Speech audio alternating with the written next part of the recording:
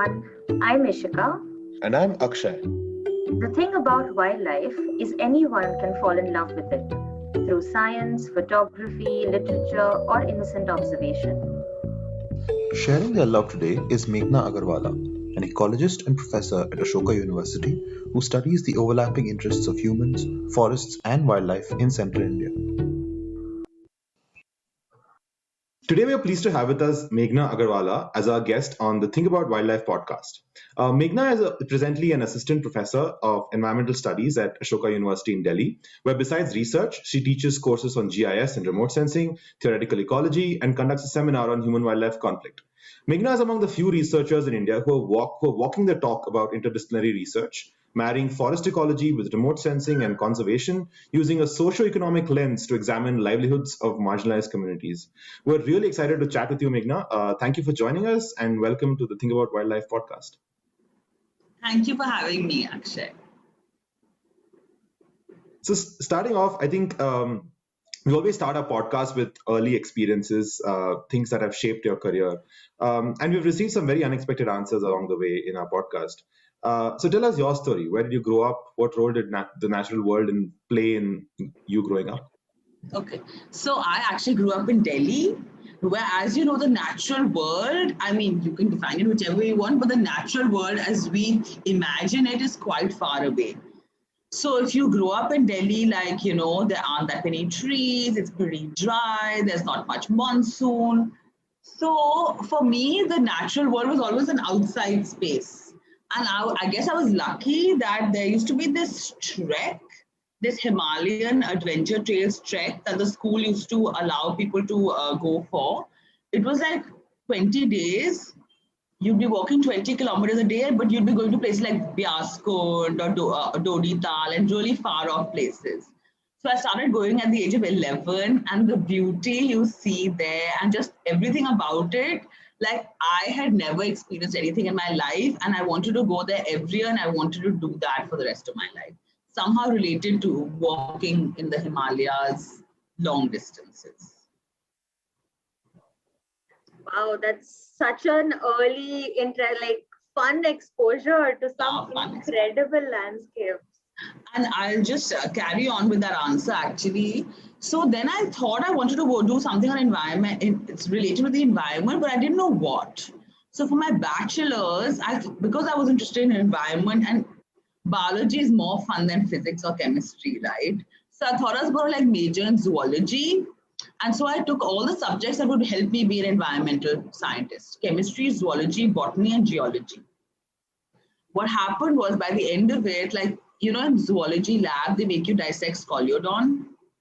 And so I was like, I can't keep doing this. So I ended up majoring in chemistry. Now, chemistry is a subject that's really an acquired taste. And so I did that. So I did my bachelor's in chemistry. And so when I did my master's also, even though it was master's in environmental science, it was very hard, like chemical processes and physical processes and meteorological processes. So I think I finally decided that I wanted to do this forever. I was a volunteer at Nature Conservation Foundation. And I was working with Shumonto Bagchi, and he was the first person who took me to the field and explained to me how it works. And so he'd like show me, okay, this plant is growing, right? But why do you think it's growing? So he made me do deductive reasoning, etc., etc., and it really changed my perspective on what in environmental studies I wanted to do. Oh, that's very cool. I actually feel like, that broad spectrum, take every subject remotely related to the environment is something I also relate to very much, which is exactly what I ended up doing as well. And it's great that you had that early exposure to things like deductive reasoning, because I think that's something that very often we learn quite later on, and you have to unlearn so much to bring that in. So Yeah, I can see I how. was really lucky that way. Yeah. So you've also experienced so many different hubs for ecology through time. Like now we also know that since you were 11, you've been trekking in the Himalayas, which is of course in a way also a hub for ecology. But then even when you got into education, you went to Ferguson in Pune, you did JNU in Delhi, you went to Yale, Columbia, and now you're at Ashoka in Delhi. So each university has its own goals, its own motivations, and even its own environment, right? So could you briefly tell us about those experiences along the way, like what each one of those was like for you? So if you're in the environmental scene in Delhi, because it's so divorced from the natural world, it's very much focused on saving the street dogs, etc., etc. So my earliest experiences in the environmental field in Delhi was, volunteering for dog shelters and this whole animal rights movement, right? So I guess that was the first hub, and you can imagine that the ideology there is quite different from the ideology of the other hubs, right? And so that was my first exposure to environmental thing was, uh, feeling empathy and sympathy for animals. So I guess that was the first one. Then in Ferguson, I'm not sure if they were like, it's a government college, right? So government colleges don't really have an agenda except that they want to teach you the canon or what. So, but in Ferguson, the geology department was really good. And so I was really inspired by geology. And also, I'm coming from Delhi, right? Where if you want to go to the Himalayas, you can't go every weekend. You could go in the summer. But if you're living in a place like Pune, it's like every weekend you can go to the sea, you can go to the Tekri, you can go to the Western Ghats. And that really changed my perspective. And that just everybody was just always going into nature. And they're not very long walks, etc. Might be 4 or 5 hours, but it's so close and it's so touchable. Also, not just the biodiversity, there's also the geological diversity. So I think Ferguson for me really helped in giving me like a more everyday exposure to the two different sorts of environment. And I think what I took away from that is A, the canon, and B, the labs. Like for example, even now, like if I go to the field, like I can identify the rocks. I can, and if you identify the rocks, you can tell a lot about the ecological history of that location. So that was really quite something. Yeah. Yeah. And so after that, you continued at JNU in Delhi, Yeah. right? So And yeah, so JNU is, as you know, it's like a premier institution, research institution, and they have these entrance exams, right? yeah, And so you clear the entrance exam, and it is an honor to clear the entrance exam, so you go there. yeah, And so I went to the School of Environmental Sciences, and there were 13 of us in that class. And it was a really different experience from anything I've experienced later or before. The other thing that they did was they very much taught you, again, I'm going to say this, they taught you canon. Okay. So for example, whether they're teaching you thermodynamics or chemical reactions or ecosystems, they're teaching you like the canon. So there are two advantages there. A, you can clear JRF and NET exams, okay, which really helps. And the second thing is, and I didn't appreciate it so much at the time, but now it really holds me in good stead. So if there's any question that I need to work on that is outside of my primary subject expertise, I can go back to all the knowledge I gained in JNU. Because the professors, when I was there, when I was there was really good, and they could really explain, and they really made you study from like really good textbooks, etc. so one thing which is also interesting is that you've done a second master's abroad, right? And it must be a very different learning experience, right? To be studying in the Indian education system versus the US education system. So could you maybe shed some light on what that is like in terms of just going through? So I first went to Yale, and I have to say, like, I didn't even know education could be like that, right? Where it was so applied and practical, and you could, like, it just felt okay. So I guess what I'm going to say is there's a sort of a can-do attitude there, right? It seems that nothing is beyond you. You can be at the frontier. And so so for example, I was there in this course called Masters of Environmental Science, which required that you do a thesis. And so in the first semester, they had like research methods classes that helped you formulate a proposal, which is something I had not done before. So you write the proposal, then you get the funding, you get the permits, you execute the project, you write it up, you publish it. That whole cycle I had never experienced before. And the skills to practically implement that proposal also were skills I did not have before. I had theoretical knowledge, but I did not know how to do GIS. I did not know how to do a field survey.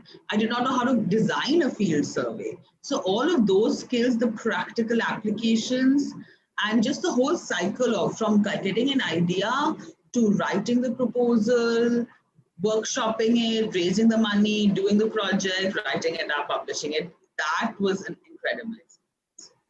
The second thing I would say is that I had only studied science. And so when I was at Yale, I only did my first humanities course in my 4th semester at Yale. And so I had just come back from Sholapur, which is where my field site was. And when I was in Sholapur, I was studying the wolves, but like the society that I was in, I had nothing to compare it to. Like I did not understand anything about it. Like all the preconceived notions that I had inherited from not studying social sciences or humanities, they just did not give me any tools to understand the system. And so my 4th semester, I happened to take this course on environmental history / anthropology. And what it was there was this professor at Yale called Professor K. Shiva Ramakrishnan. And what he did was every week he read a book on environmental history / anthropology in India. And when I read those books, I was just like, so much made sense, and I had seen in the field for so many years that I had no tools to analyze earlier. So I think that was the other huge takeaway from studying at Yale is the whole practicality, can do, any question you have, you can attempt to answer it. And you can attempt to answer a question that's on the frontiers, but also humanities. Yeah, that sounds just about right, because we at both Ishika and I studied at NCBS, the master's program, and that's the kind of model they try to emulate. And you see that that students come out feeling somewhat similarly about being able to take an idea from cradle to grave and then integrating interdisciplinary methods. So that's what the NCBS model is the same. So you guys do the same thing, and that's why I guess your graduate students are so good. We probably can't say that, or we let someone else judge that. But okay, fine. I said it. Cool. So I had a follow-up question, because you mentioned the sort of good things about the system abroad, right? But I think you were in a unique position where you had a ton of field experience before going there, and what you did was fill in the gaps in some sense. But you probably saw people the other way around, right? So who came into that with the can-do attitude with zero local context, and then there's helicopter science, all of that happening around you, right? I'm sure. How was that experience? Is that something that changed how you looked at science? So, in my head, I was always going to come back to India. And in India, I feel, this is the impression I got from my years in India, was that you have to earn your stripes. And to earn your stripes, you have to do a certain amount of field work. You have to have spent so many years in the field.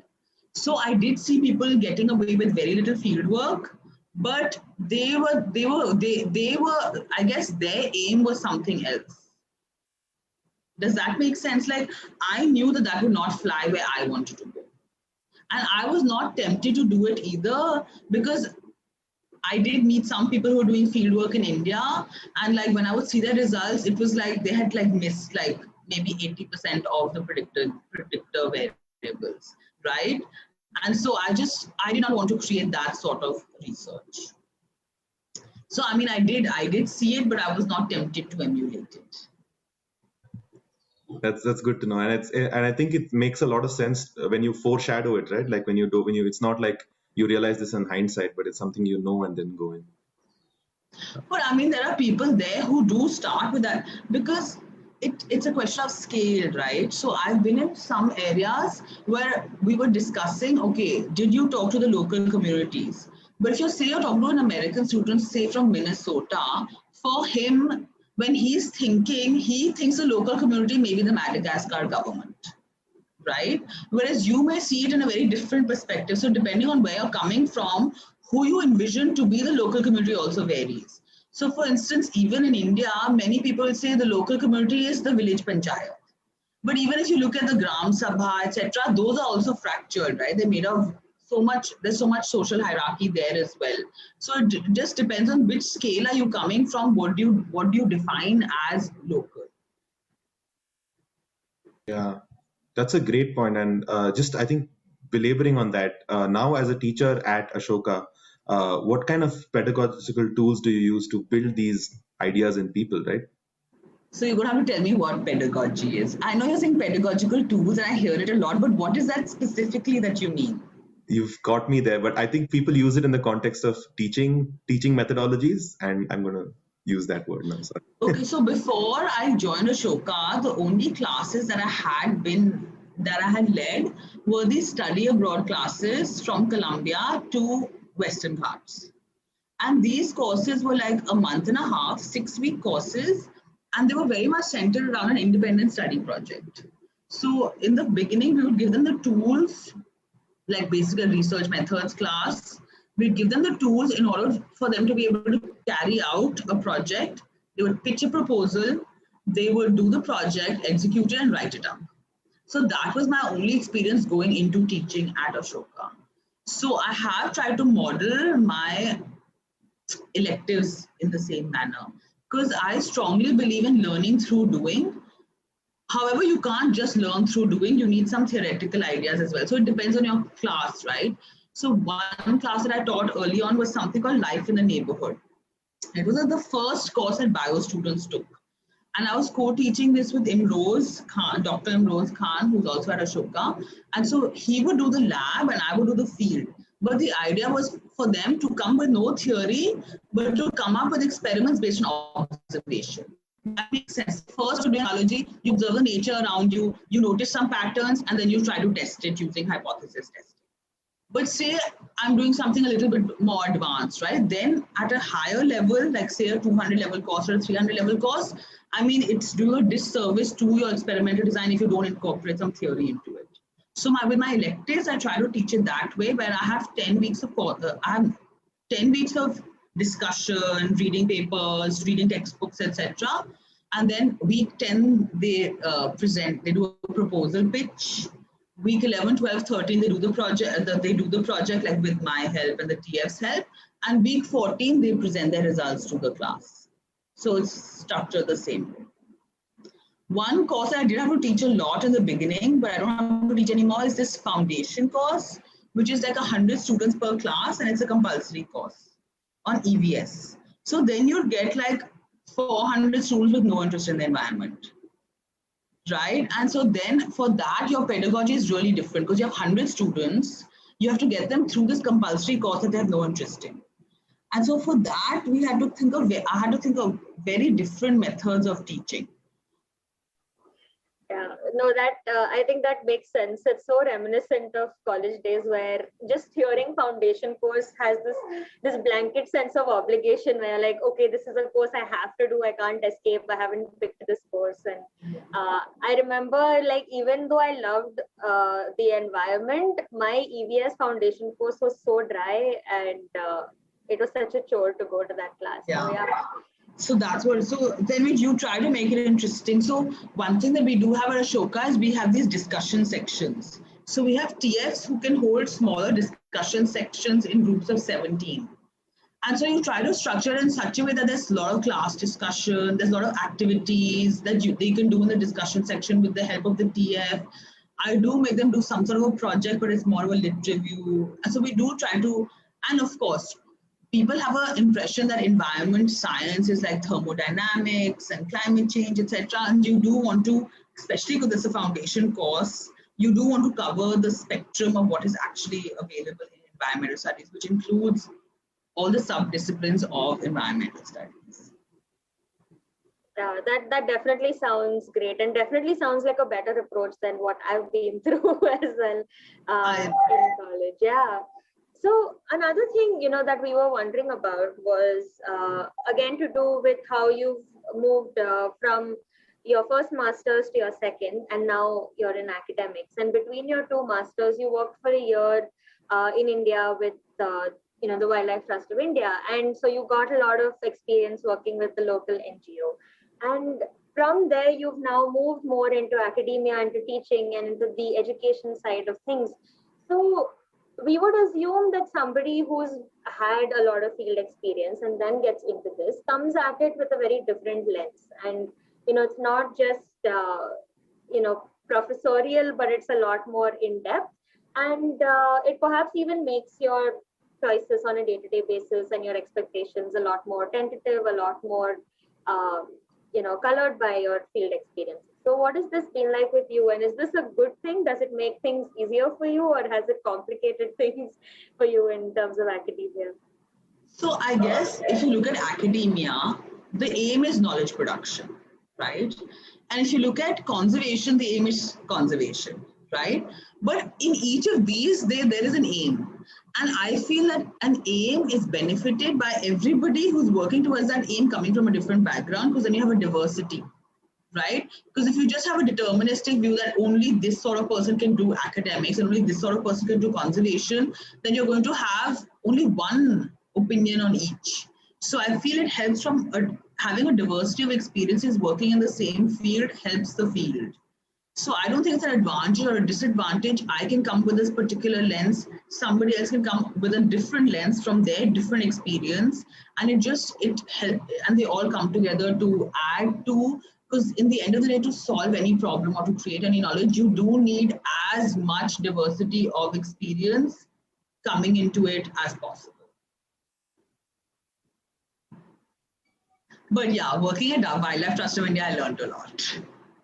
They had put me in charge of something called Rapid Action Program, which is their small grants program. So I literally had to just call NGOs across India like all day. And so I basically got a crash course in the environmental NGO scene. So it was really, really, I learned a lot on that job. Oh, that's amazing. That's amazing. And one other thread we'd like to pull based on what you just said is definitely there is the multiplicity of opinions and perspectives that is beneficial when you have different kinds of people in conservation versus academia. But we also want to... And you need both and both. Yeah, absolutely. Yeah, makes sense. But there are costs to that, right? There are internal costs to that. Like, for instance, you have this internal fight within yourself about what you think is good science may not be great conservation and vice versa, right? So how do you reconcile that if ever you do? And what advice do you have for others who have that? So, one of my earliest experiences in the field was I saw some people hunting black buck. And I was like, in all my conservation rage, getting up to say something. And they told me, don't you dare. You're so privileged, shut up. So since then, I have had a hard time being prescriptive. So for instance, if I see somebody cut a tree, right? And they're telling me I really need it because, I need to take my daughter to the hospital. So I just said, because I've had that sort of feedback from the very beginning of my career, even before I joined academia, I find it really difficult to be prescriptive. So in my head, I think more, I guess, if you think about it structurally, right? So there are structural, structural things that you can do and change the incentive structure. So if you're thinking at that level, then sometimes the conflict reduces. Does that make sense? Yeah, I think so. And also, I think you've also highlighted the fact that there is so much gray area, right? When you're doing anything even remotely related to conservation, because end of the day, I mean, even if we are working in our own country, most of the time we are alien to our own field sites, right? We're coming from a slightly different place. And like you said, those places do tend to be of more privilege than the places we end up working in. So yeah, no, definitely. And I think it also reminds me of something, I think we also were reading another interview of yours online where you also mentioned that you can be 10, 20 kilometers inside a forest and you still see signs of people there and you still find trails. And I think that's also very humbling. And could you perhaps even talk a little bit about that in terms of the different landscapes you've worked in and what kind of, what it's been like interacting with the people of those landscapes through your fieldwork. That's a tough question. But I guess, so I'll give you an example of my own PhD work, right? So I was interested in what happens when you transfer resources to local communities. I had imagined it to be a really simple experiment, right? Earlier, there were a lot of case studies. I was going to use remote sensing and ecological data. So I'll have multiple sample size. I'll have a large N. I'll be able to test specific hypotheses, and I'll be able to find a conclusive answer. When I went to the field, first of all, now everything breaks down. The first time I analyzed my results, I found that the villages sort of segregated into two types of villages. Those that you could classify as elite capture and those that you could classify as representative governance. And oddly, where there was representative governance, the forest went down, and where there was elite capture, the forest stayed the same. Now, this just makes no sense, right? And so whenever I was presenting it, people were like, maybe you've done the analysis wrong. So then I did the analysis on so many levels, but the result stayed the same, which led me to think, okay, what is the precedent on this, right? And so then I had to do this giant literature review to see, okay, where does this fall on the precedent? Does elite capture always lead to better forest outcomes than representative governance? And no, it's 50-50, so many other sociological contexts that go into it. So it seemed that in these areas where you have representative governance, the forest is going down. But then if you look at another sub-branch of ecology, which is paleoecology, what you realize is, at least from the paleoecological data from central India, that the forests in central India have been burning for 13,000 years. And the fire and the species composition keeps switching from like a savanna type forest to like a dry and sometimes even moist deciduous forest with precipitation and temperature changes. And so you begin to realize, and it seems that, then you start to wonder that, okay, so maybe the open forest is more natural in this landscape than a closed canopy forest. In which case, if you're seeing the forest go down using remote sensing, the forest canopy go down, it's just becoming open canopy forest, right?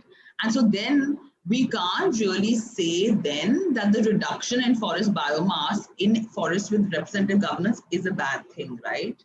And so therefore, I have nothing prescriptive to say about that, right? Because all I found is the system is so much more complicated than I thought it was in the beginning. Yeah, that is that's a great example case, I guess, for young people like us and others listening, and that how complicated things can be. And I remember in one of the interviews you mentioned that unlike wolves, everyone has very nice things to say about trees, but but clearly it is as complicated when you look at trees and people, right? Just for our listeners, can you elaborate a little more on what representative governance and elite capture is? On what? On what elite capture and representative governance is? So in general, if you look at the definition for elite capture, there's two types of elite capture. One is capture of resources and one is capture of decision making. And so you may have a local governing body, but what can happen is that either the people, certain people can control the governing body, and then so that's you capture the decision making body, right?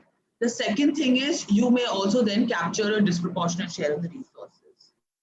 And especially anthropologists have done a lot of work on how this plays out in the system. So you may then deprive, so it could have various outcomes.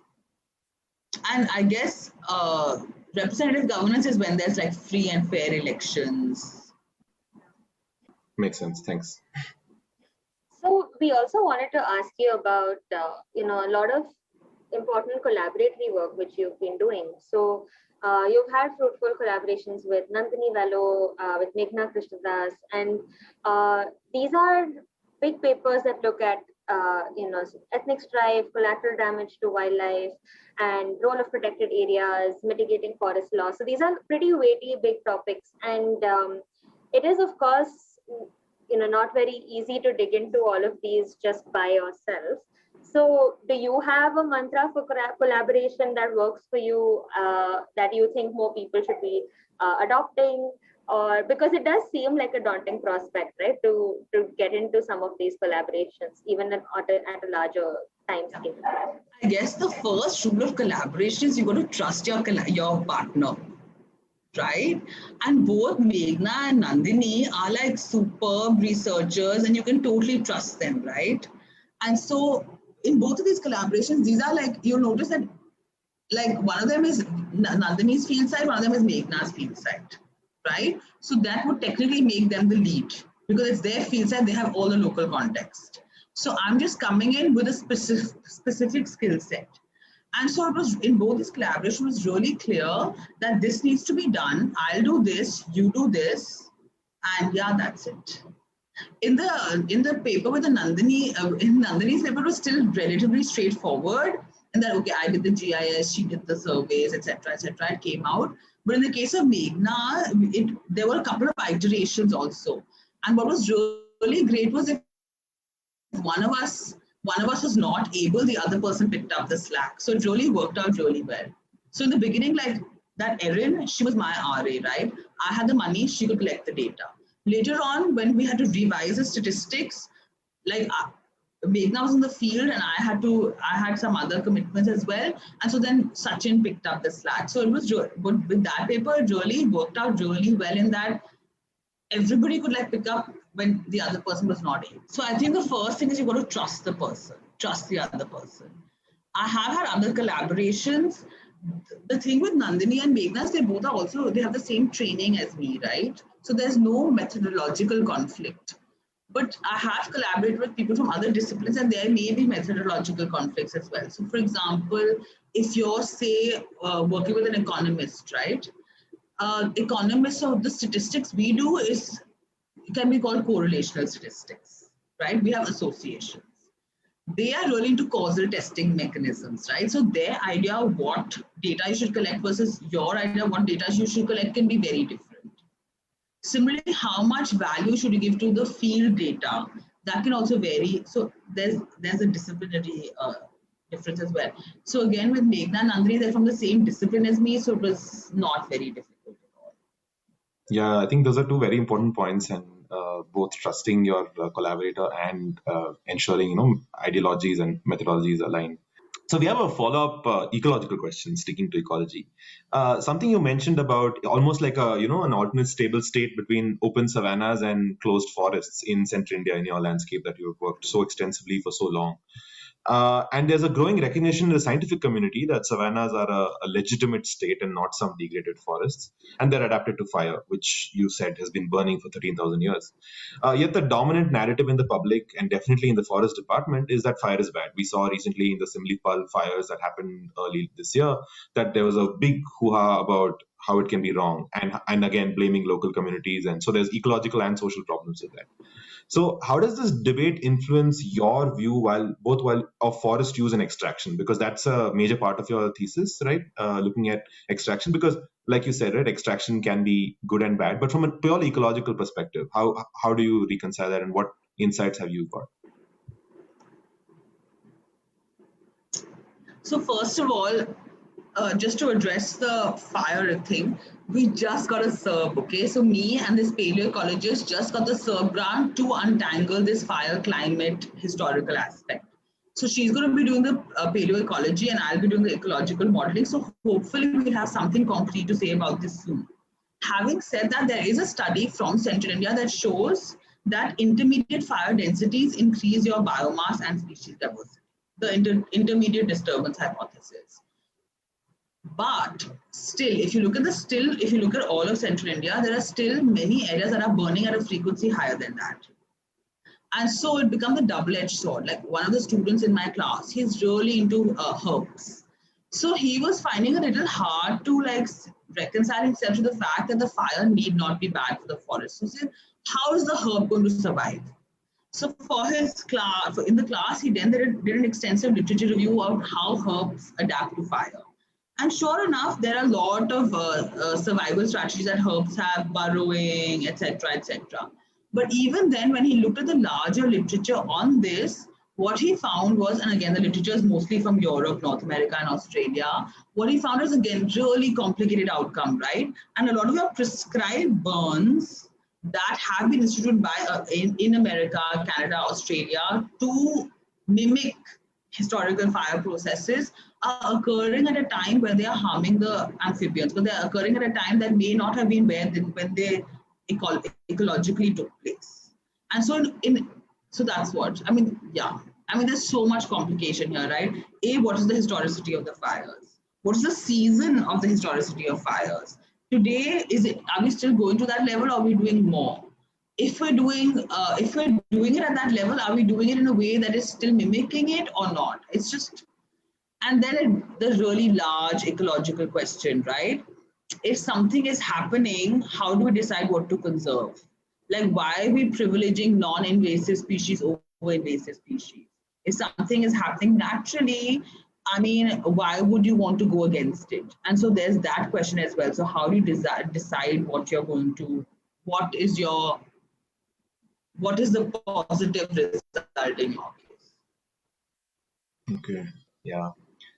So I just had a quick follow-up, which is I'm guessing you also have to deal with the forest department quite a bit, and either through your post PhD and now definitely, I guess, as a mentor and for your students going into field.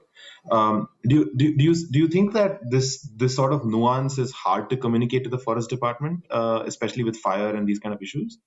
And if so, how do you go about that? I've had pretty good experiences with the forest department. Can you tell us more? Because it seems like a rare opinion in the. So I guess I did my work with WII, my PhD work with Wildlife Institute of India, and if you make a recommendation, they communicate it to the forest department, and then they change a lot of the protocols. Okay. Makes sense. And the other thing is, in Central India, we set up the Central India Landscape Symposium, which began as a Kanha Paint Landscape Symposium, where what we did was from the beginning, we got together like all the disciplines and the managers. And so if you're in constant touch with the managers, and like if you take constant feedback from them, like a lot of the best questions, they only tell you. Like, because they have so much in-depth knowledge of their system, they'll say, but we don't have an answer to this, or we don't have an answer to that. And so if you're communicating with them a lot, they'll give you great suggestions. They'll give you ideas for testing that you didn't even know existed. That's my experience. And like the DFOs I've had in my projects, wow.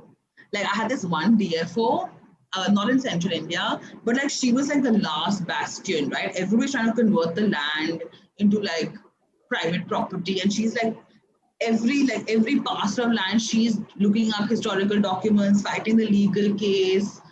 Some of these forest officers really, it's a tough job.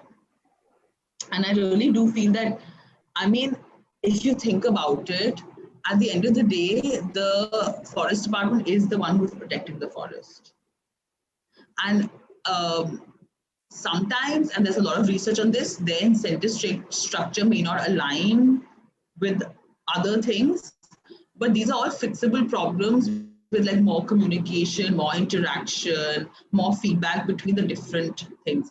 In fact, in Central India Landscape Symposium, in the first iteration, we did a survey on how much are the different various stakeholders interacting with each other. So we had academics, we had managers, the forest department managers, we had the communities, so all the Gram Sabhas, we had NGOs, and we had the corporates. And the group least communicating with everybody else was the academics.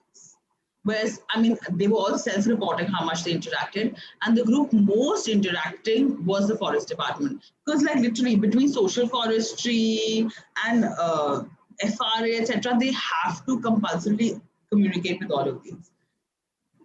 That's what, sometimes it's just like communication, etc., can really alter things.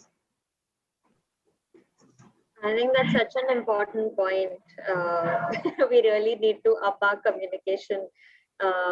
And it also seems like there are just so many avenues in which a researcher or a scientist needs to communicate, right? I mean, of course, there's the academic work and the pubs, and now there's also such a push to put out popular articles and media, you have photo stories, films. But like you're absolutely right. The main stakeholders and the guys actually doing a lot of the stuff on ground is the forest department, and yeah, we should really dedicate some energies in that direction for sure.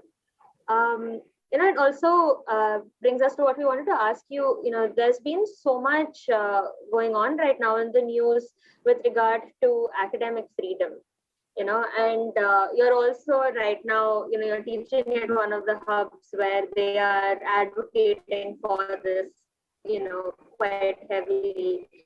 And but that's of course in general for academics. Do you think this is especially important as an ecologist or a conservationist as well? Because of course there's so much talk now where we want to scrutinize academic institutions and even government institutions for monitoring wildlife and how they do it and their methods.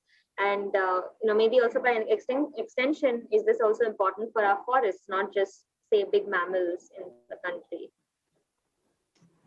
So yeah, I think academic freedom is absolutely important. I think personal freedom of speech is also absolutely important. I think these are like non-negotiable. And also there are rights as citizens and rights as humans. It's like one of our first rights as humans and citizens. Has this, have you seen it, affect your students? Have they been involved in this? What is their take on it, apart from the fundamental right? But have you seen anybody applying this directly to what the fields they're interested in? Yes. I mean, like that's the default, right? The default is that you're going to have complete academic freedom and complete freedom of speech. So that is the default. Like we don't begin with the assumption that you're going to have to censor yourself at all. Now you ask me the question of have they had to censor themselves? I haven't had any students yet who've had to censor themselves. Oh, that's good to know. Yes. I haven't had. That's great. That's great. But hopefully it will stay that way. But what's really been amazing is that the whole Ashoka community has really come together in support of academic freedom. The institution should not censor you at all. So whatever your thing is, it's your right as a member of that institution to say whatever you want and to write whatever you want. Moving on to a little, less intense topics. You've had a long career in the field and you've spent a lot of time. And I'm sure they're full of very, very interesting stories, especially because you work at the intersection of people and wildlife and forests. Can you share some of these with our listeners? What are the ones that if you try to remember, like some things that mean a lot to you, some funny ones that stand out? So I think the one thing that sabotaged a lot of my fieldwork was something called these virgin ghosts, okay? Kuwar ghosts. They were called the Kuwars. Going to do your transect point, right? And as soon as you take a step into the forest, a noise comes. Ooh. Then you stop. It stops. You try it again. If you stop, it stops. And then if you've been to a forest like that, nobody will go back to that forest to a transect with you. I lost so many transect points thanks to these virgin ghosts. So like, we'll take 30 people, the virgin ghost will not be able to do anything to us, still won't come. Is there an explanation for the noise, the sound, or are you convinced? I don't think it's virgin ghosts. But like sometimes if you're doing a transect in the forest, suddenly the atmosphere changes, right? And you can feel the hair on the back of your neck standing up. And you and whoever's with you, I mean, you just know you've got to run. So you start running, and as you're running, you encounter the cows who are also running, okay? And you're trying to elbow the cow out of the way because, whoever the predator is will catch the slowest person. So if you're faster than the slowest cow, you're safe, right? So I think it was either a predator giving a warning call or something like that. I think that's what it actually was. In central India also you have Naxals in the forest, right? And if you encounter them for the second time, it can lead to apparently bad outcomes. So often we'd also have people telling us like, don't go to that forest, it has like virgin ghosts. So that is a cue for not going to that forest. But sometimes you go, nobody warns you against it, and you go there and this sort of phenomena happens.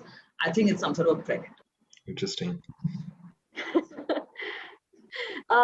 I also wanted to ask you to talk a little bit about the political ecology side of a lot of the work that you've done. And I mean, it's obviously a very multidisciplinary space. And it's, I mean, even more important now to understand the politics of what's happening with our environment, considering how rapidly everything is changing in different hotspots across the country. But what was it that made you want to look at politics to begin with? And what has that experience been like with you? I mean, is it as messy as ecology is? So I guess the way they define political ecology is it's basically either geography or anthropology or political science, but the assumption is that everything is political. So whether you're studying common property resources or you're studying people's access to forests, it's all comes under political ecology. I see.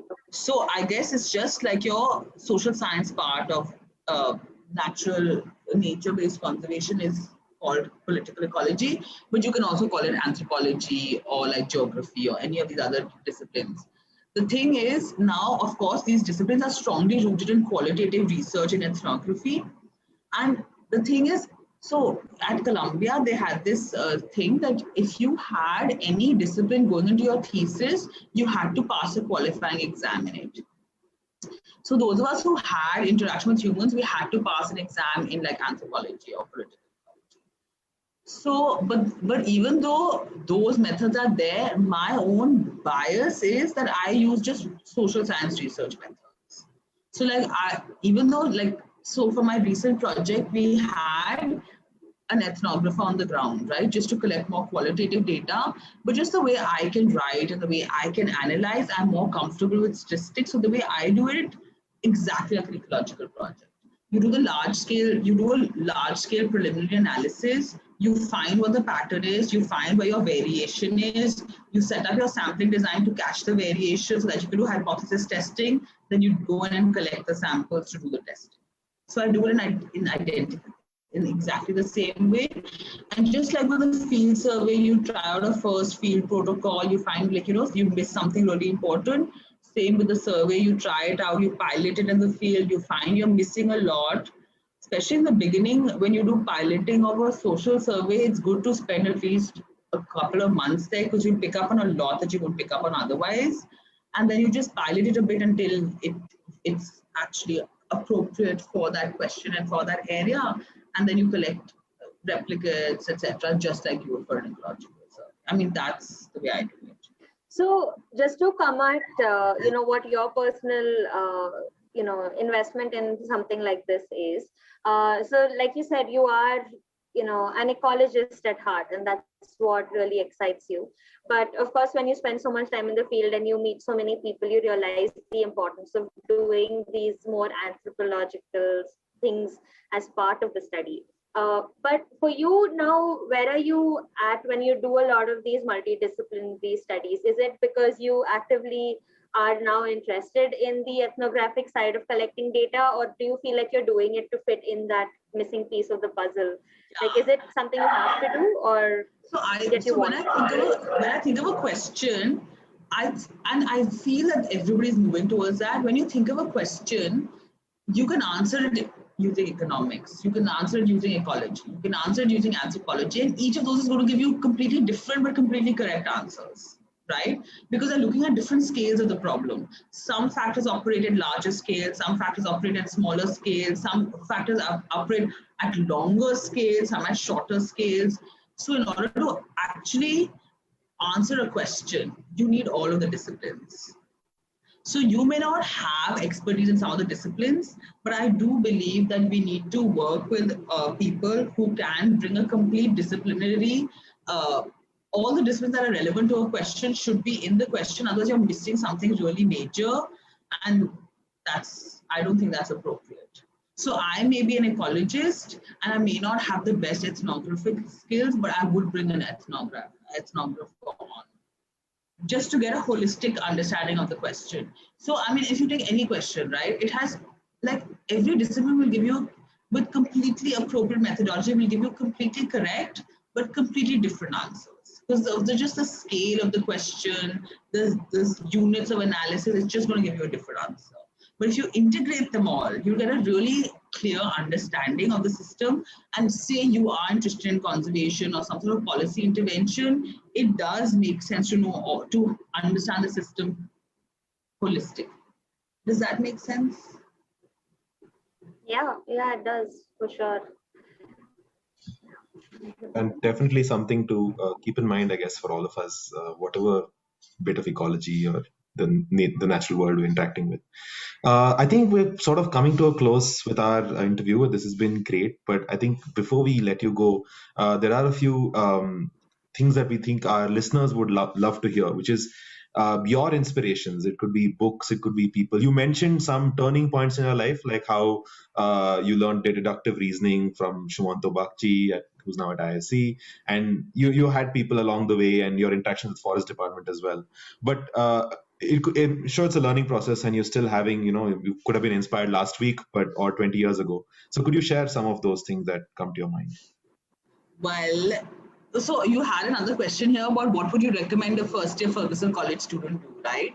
So right next to Ferguson College, there's the British Library, which is like, I think the subscription is 70 rupees, okay? It's like some ridiculously low amount, and you have all the books, right? Like you can get anything from like Matt Ridley to Jared Diamonds, etc. So when I was that age, I read a lot of those books, and they really give you a larger perspective.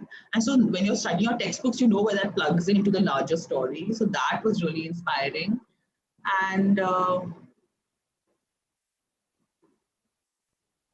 I don't know, I haven't thought about it. Honestly, it happens quite often.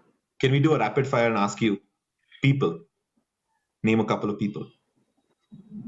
Okay, I think so. I'll tell you that probably the most inspiring was at NCF, because there was Shumanto in the field, right? But also like in the office, every day they'd get together and discuss like statistics. Oh, what would be the most appropriate statistical design for this or that or the other? And just that whole experience, it was really transformative. Then I think when I went to Sholapur, I had this field assistant called Bapu More. Like he really, really changed my perspective on a lot of things. He was really inspiring. Then the landscapes themselves are so inspiring. Like when you get off the bus stand and the system is opaque, right? It's just a bazaar. And then as you stay there for years and years, it just, unravels in front of you and you understand the system. That I really enjoyed that also. Oh, I'll tell you more. Okay, I've actually got my inspirations now. So when I was at Yale also, there was this professor called Lisa Curran, and she had spent many, many years in Borneo. And she had this really cool study. And she was, fortunately for me, she is the person who taught me research methods. And so she was somebody that one would really want to emulate. Like she was really inspiring. Then when I was in Columbia, there was this professor called Maria Uriarte, and she not only taught me mathematical modeling for ecology, but also did my second research methods course, right? The one in which I actually wrote my proposal. And, I think I try to copy everything of hers. Like she's really been an inspiration to me. Then my own PhD advisor, Ruth DeFries, she was also, what was really cool about her was that she always gets the big picture. And so it's like, no matter what idea you have, she'll say, go for it. Like there's no like, it's just like, it really helps you think really big and not be like cowed down by like, oh, I don't know if it's even possible. So you can think at that scale. Then I have to say, so my co-advisor for my PhD was this person called Josh Ginsberg. He was also really inspiring. So when I was in the field, he would like tell me stuff like, okay, don't miss the forest for the trees, things like that. So it really kept me constantly thinking about, instead of just counting the trees or, measuring the DPH, like I was constantly thinking about the system, what is with what, things like that. Then,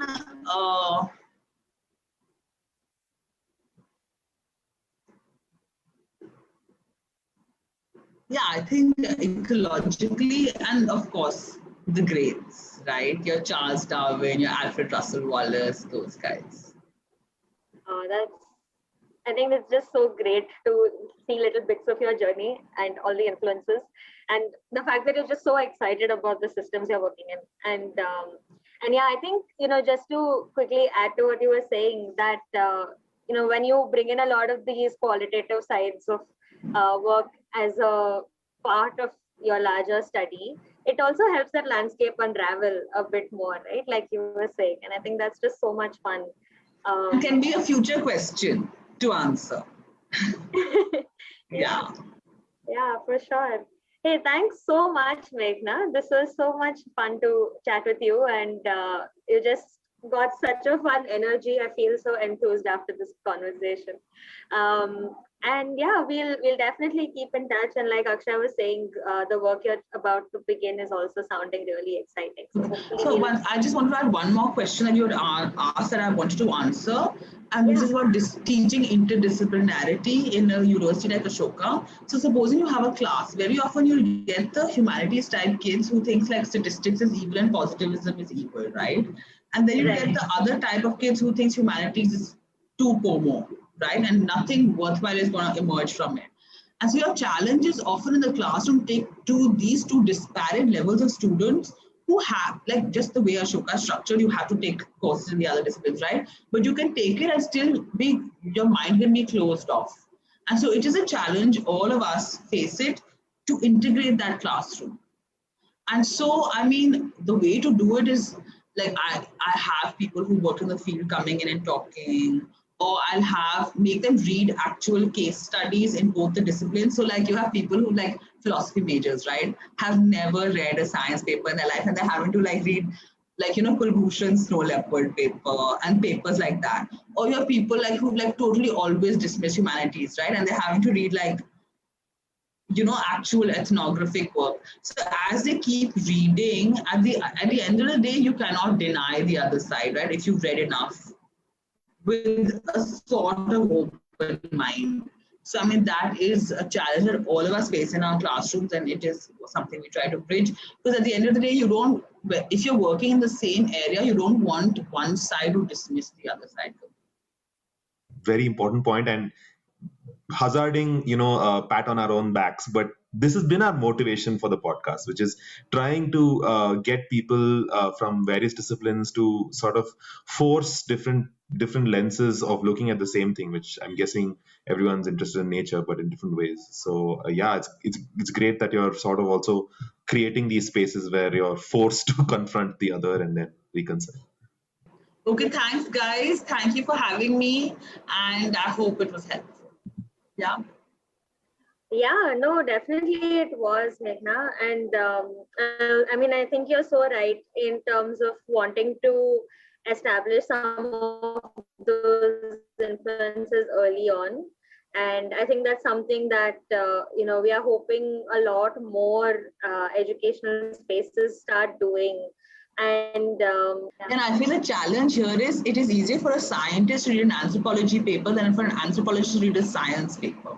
So that is the challenge. So we do a lot of public outreach like you guys are doing, or we get, because science papers look intimidating, right? And so a lot of people just don't attempt it because it just looks so intimidating. Some people are intimidated by tables. So perhaps, I mean, something there, like I just force them to read these like scary looking papers to show them that actually it's not scary. Yeah, for sure. Yeah. Super. Thanks so much, Meghna. This was great. This was a lot of fun. Okay, see ya.